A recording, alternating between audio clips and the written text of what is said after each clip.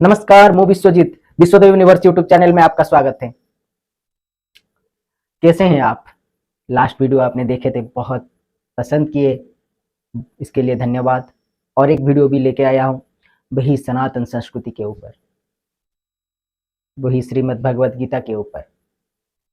आज आज का जो समाज श्रीमद् भगवद गीता से भाग रहा है, पता नहीं क्यों भाग रहा है। श्रीमद् भगवद गीता एक ऐसा किताब है, आप यदि उसको थोड़े थोड़े थोड़े करके शुरू करेंगे, आपके जहन में, आपका दिलों में, आपका शरीर में, आपका मन में उसको यदि भरेंगे, तभी शायद मैं सोच रहा हूँ आज का जो समाज है, जो परिस्थितियां है, वो बहुत जल्द ही ठीक हो जाएगा।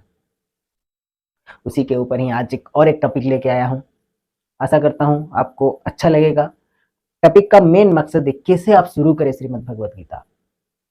श्रीमद् भगवद गीता से आपको क्या क्या सीख, क्योंकि देखिए बहुत ज्यादा तो लोग जो बोलते हैं कि हम श्रीमद् भगवद गीता में तो वो जो युद्ध करते हैं अर्जुन जो आते हैं उसमें कुछ बोलते हैं, बताया गया है श्रीमद् भगवद गीता में श्री कृष्ण बोल रहे हैं। अरे वो क्या बोल रहे हैं, उसका क्या तत्व क्या है, वो समझते ही नहीं। हमने श्रीमद् भगवद गीता पढ़ने की कोशिश किया, उसको बुक खोल दिए, पढ़े, कुछ समझ नहीं पाए। अब समझने के प्रयत्न नहीं किए हैं, इसीलिए समझ नहीं पाए हैं। ज्यादातर इस तरह का बातें आता है। देखिए, हम श्रीमद् भगवद गीता के ऊपर ज्यादा ज्यादा तो एक बार में नहीं बता सकता, मैं पहले बताया हूँ, एक समुद्र है। इससे आप यदि लेते हैं, थोड़ा बहुत करके लेते हैं, आपके जीवन में बहुत बड़ा प्रभाव आ जाएगा। धीरे धीरे करके लेंगे यदि।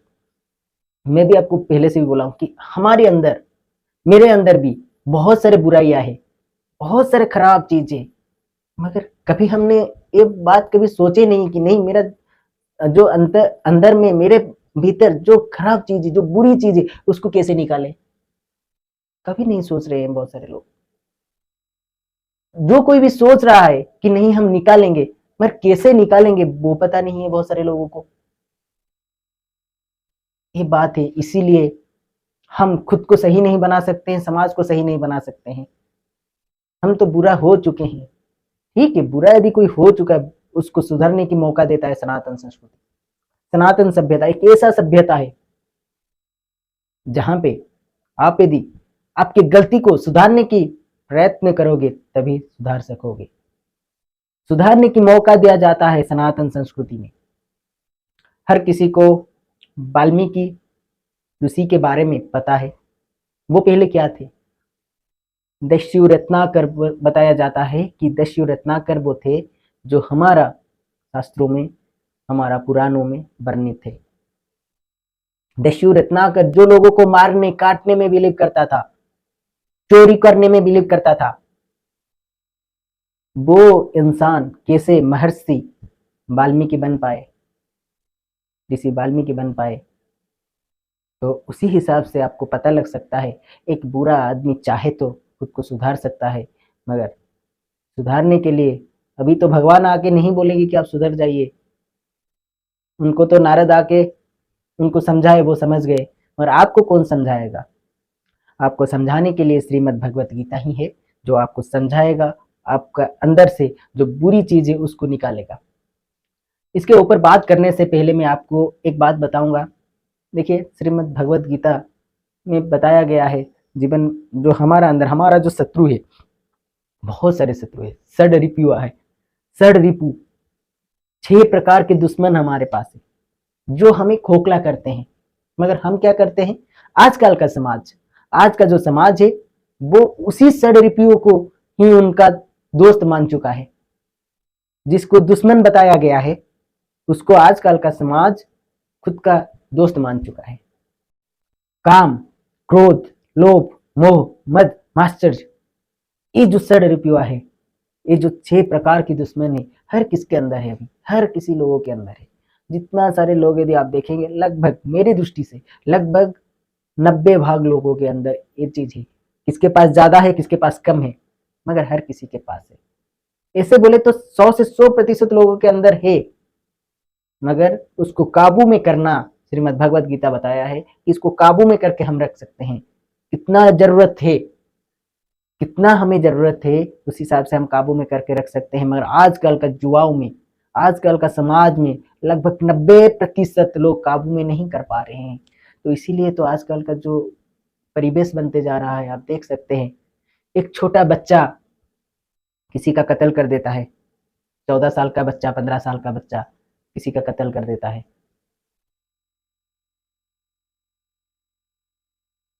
चोरी हो जाता है, मर्डर हो जाता है। इसके बाद तो अब आप ऐसा देखेंगे, रेप, मर्डर, चोरी, क्या क्या नहीं हो रहा है, क्यों हो रहा है? और ये अभी बढ़ता जा रहा है, बड़े तो बड़े अभी छोटे भी करने लगे हैं।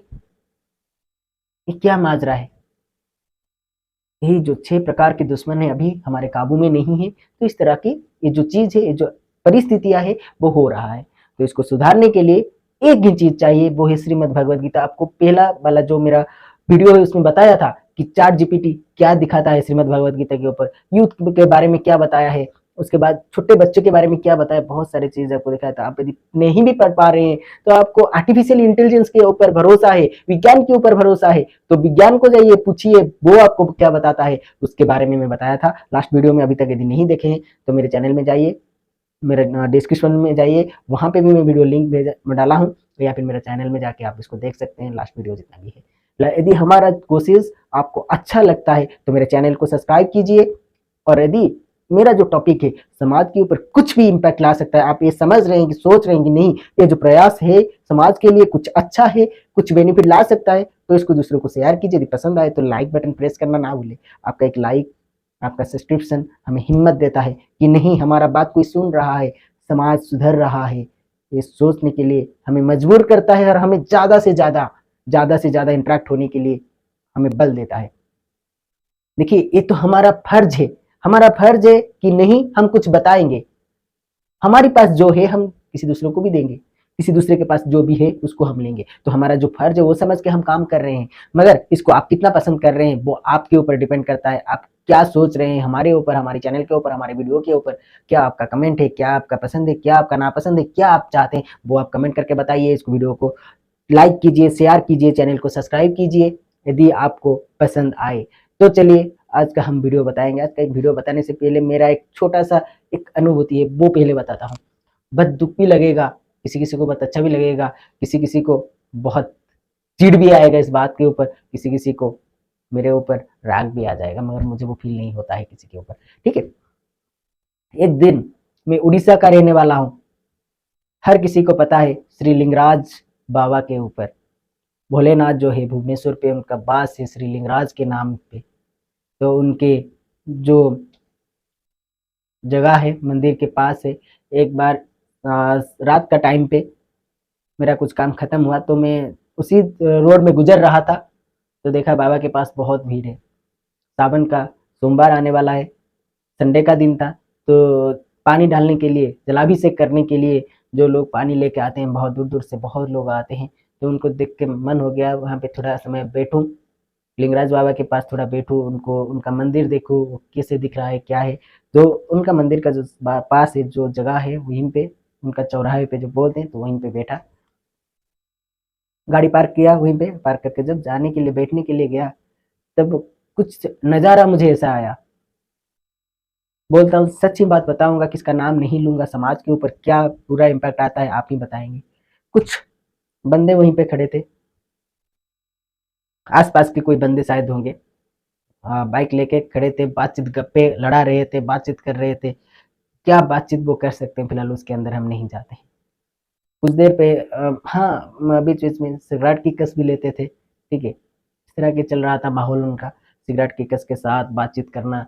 तो आजकल के एक फैशन हो चुका है, लड़का लड़की हर कोई, आज का समाज में आप जहाँ पे भी देखेंगे, सिगरेट, दारू, हर नशीली चीज खुलेआम चल रहा है, ठीक है। फिलहाल जो भी हो रहा था, दोस्त लोग थे शायद 5-6 दोस्त लोग थे, उसमें से कुछ दोस्त जो नशे की भोग लग चुके हैं, नशे की भोग लग चुके हैं, और दूसरों को भोग लगा रहे हैं।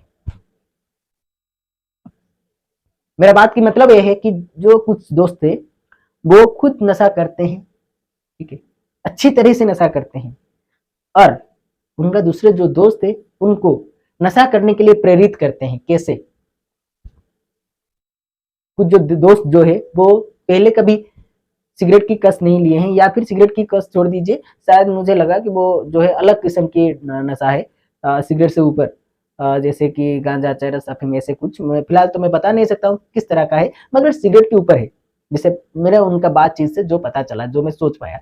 बंदे को वो दिया, उसको ले लो इसको, जो है क्या उसको, जो सिगरेट में बना के दिए या किस तरह वो दिए उसको लेने के लिए, वो ले लिया। बोला कि ऐसा इसका टेस्ट कुछ अजीब है। वो जो बंदा दिया वो बोला कि हाँ इसका टेस्ट ऐसा लगता है। वो बोला मुझे कुछ अजीब सा लग रहा है।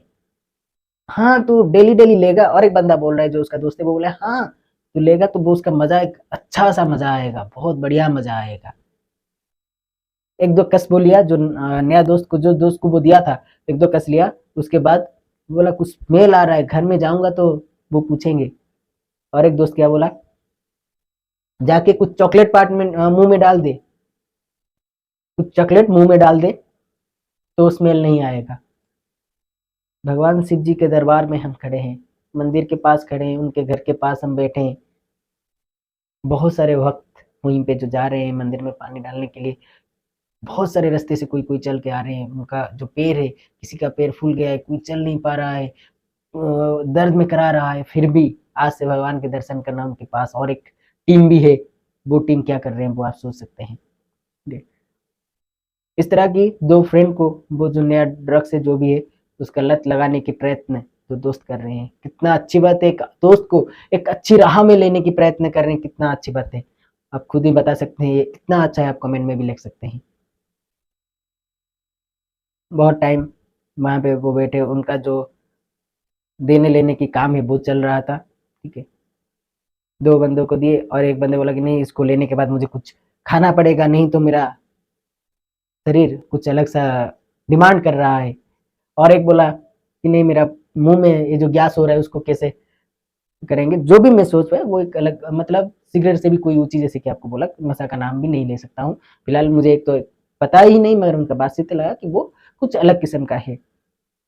तो समाज को नशा किस तरह की उसका हाथ में लेने के लिए कोशिश कर रहा है।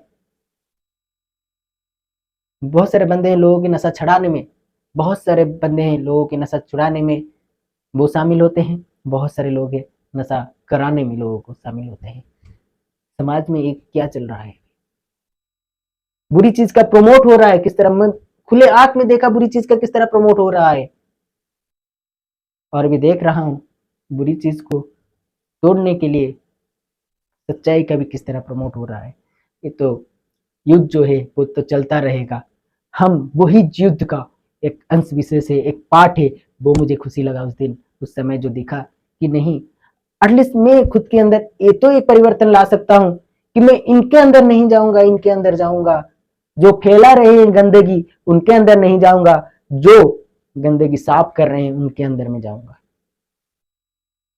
फिलहाल ये सोच मेरे अंदर आया और अच्छा लगा कि मैं एक पार्ट भी हूं उसका।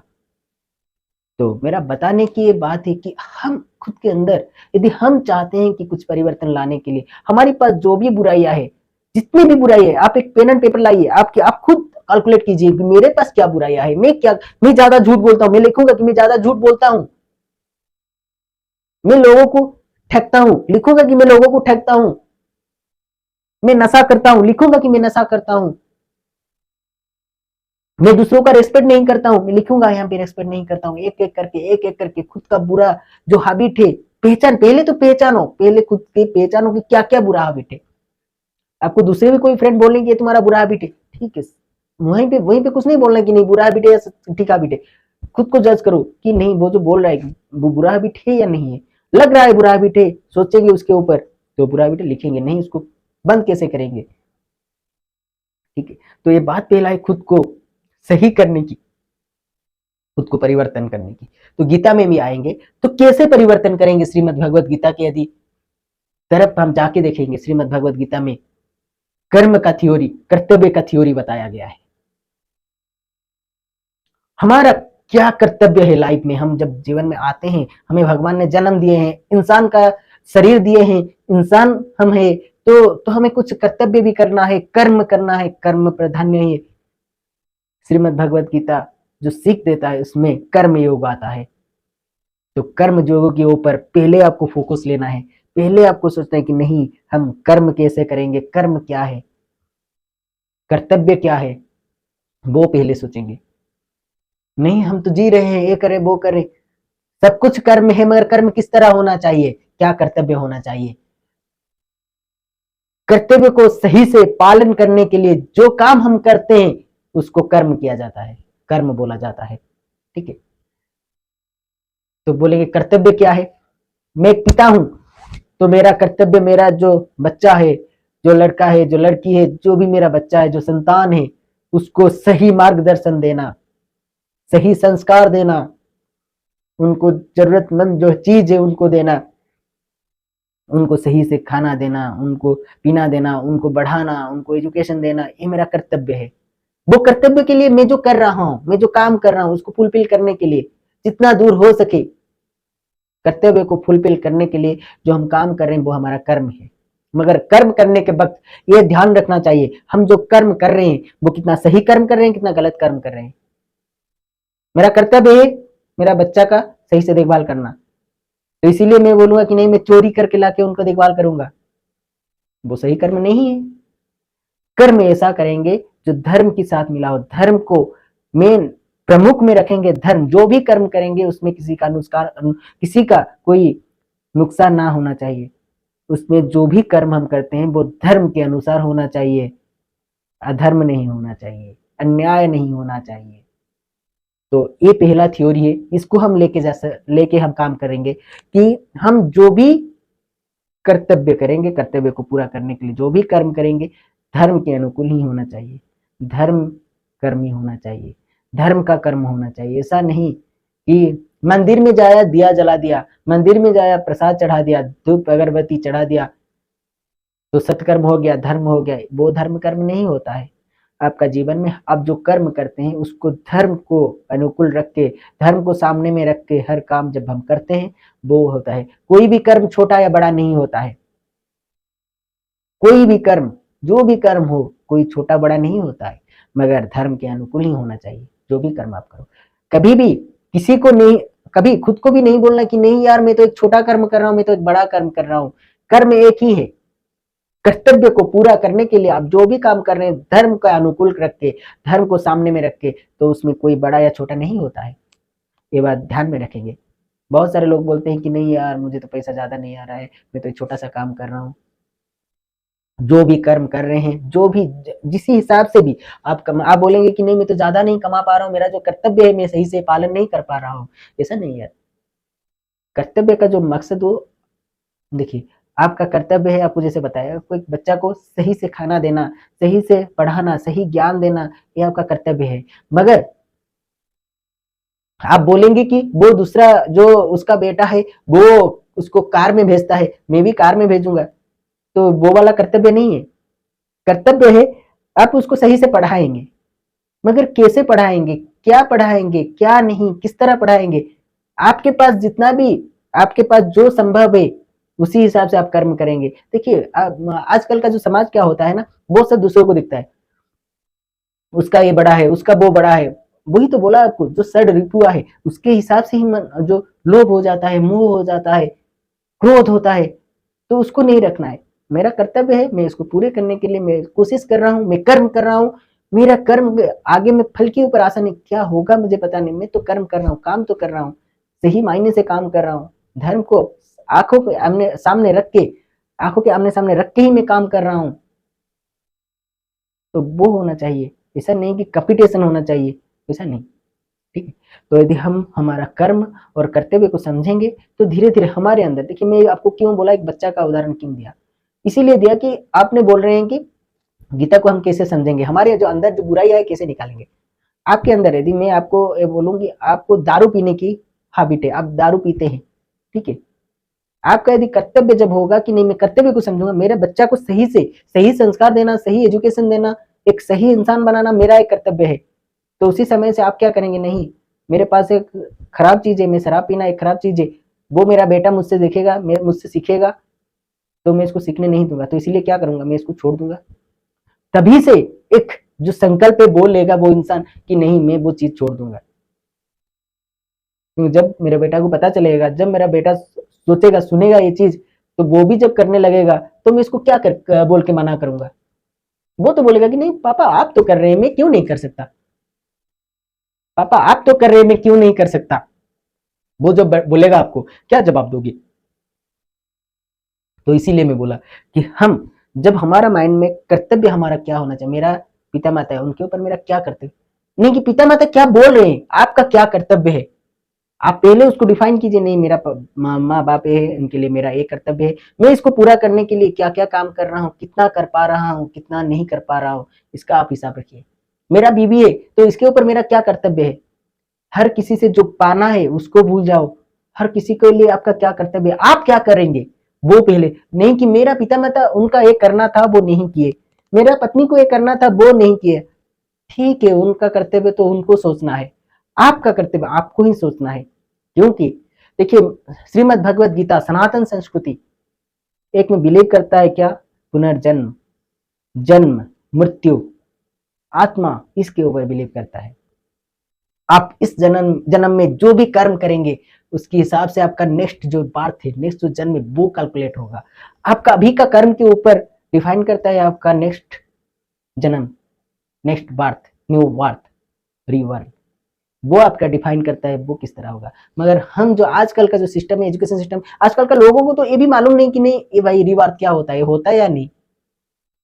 क्योंकि हम हमारा कंसेप्ट थरो नहीं है, हम हमारा कंसेप्ट के ऊपर क्लियर नहीं है, श्रीमद् भगवत गीता को नहीं पढ़ते हैं, नहीं सोचने को, उसको समझने की कोशिश करते, ना ही सरकार कोई पदक्षेप लिए है, ना ही सरकार इसको बढ़ाने के लिए, हमारा संस्कृति को बढ़ाने के लिए, इसको ट्रू साबित करने के लिए कुछ भी कदम लिए हैं, कुछ भी नहीं। तो इसीलिए हमारा जो समाज है, युवा वर्ग जो है वो इसमें भाग रहे हैं। कोई बोलता है कि नहीं भाई इस जन्म का कर्म जो हम किए इसको यही में ही हमको कंप्लीट करना है, कोई बोल रहे हैं कि भाई इस तरह का कुछ नहीं होता है, मगर इस तरह होता है।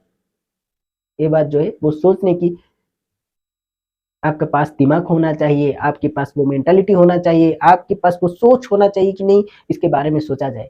ठीक है, फिलहाल आज का वीडियो में इतना ही, ज्यादा कुछ नहीं बताऊंगा। आगे आएंगे एक एक पार्ट को लेके, एक एक टॉपिक को लेके आएंगे। आज जैसे कि मैं आपको कर्म कर्तव्य की जो टॉपिक बोला, आपको कैसा लगा, आपको अच्छा लगा, या इसके ऊपर आपको और भी ज्यादा सुनना चाहते हैं, कमेंट में बताइए। यदि वीडियो अच्छा लगता है लाइक कीजिए, मेरा वीडियो थोड़ा बड़ा होता है, क्या करूं, वीडियो करते हैं तो थोड़ा बड़ा हो ही जाता है। बोलने के लिए बहुत कुछ है मगर समय बहुत लिमिटेड है। आप सभी को पता है अभी का समय कैसा चल रहा है, क्या है अभी का परिस्थिति, और इसको यदि अभी से हम इसके ऊपर टाइम नहीं देते हैं, उसको समय नहीं देते हैं, तो आगे का जो हमारा जो समाज किस तरह होने वाला है आपके हाथ में ही है, आपकी आंखों के सामने ही है। मगर आपको क्या कोशिश करना चाहिए, क्या नहीं करना चाहिए, आप खुद ही समझ पाएंगे। सिर्फ आपका जो दिमाग के अंदर जो बत्ती है जैसे कि बोलते हैं, उसको ओपन करना चाहिए, इसको जलाना चाहिए, या फिर दिमाग को खोलना चाहिए। अभी दिमाग खोलिए, श्रीमद् भगवत गीता को अपनाइए, थोड़े थोड़े थोड़े करके समझिए, इसको समय निकालिए, मेरे चैनल के लिए नहीं, श्रीमद् भगवत गीता के लिए। ठीक है, आज इतना ही, और आगे मिलेंगे और भी बहुत सारे बात चर्चा करेंगे। आपका बैड हैबिट जो है, खुद के अंदर जो बुराइयां है, इसको कैसे निकालेंगे, आज तो थोड़ा बात बोला हूँ, इसके ऊपर और भी ज्यादा वीडियो लाऊंगा। ठीक है, बात करेंगे। तब तक के लिए नमस्ते, जय जगन्नाथ।